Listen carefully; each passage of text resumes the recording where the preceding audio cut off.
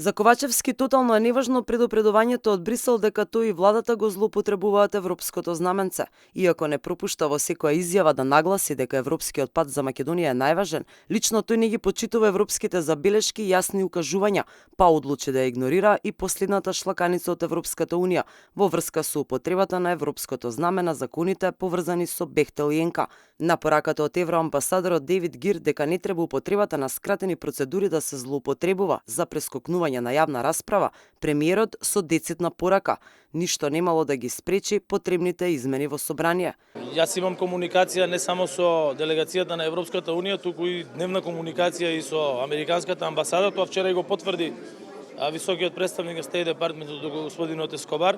Во однос на законите за Бехтел и ЕНКА ние веќе објаснивме дека нема да дозволиме да има веќе кочење на собранието, бидејќи 2 години има само блокади во собранието, граѓаните не им требаат блокади, им требаат коридори и модерни автопатишта.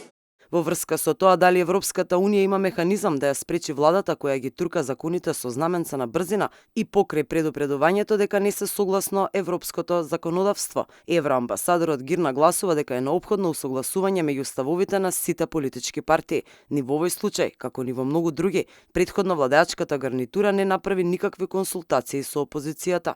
What you can't do is use the EU flag when you have procedures which are not aligning EU legislation or because you have procedural problems in Parliament.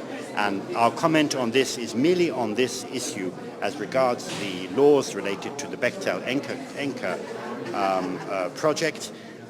Our concern is the use of the EU flag here, which is inappropriate given that there is no alignment of EU legislation. Владата достави до собранието 4 предлог закони поврзани со коридорите 8 и 10, на кои им стави европски знаменца и покрај критиките од Европската унија.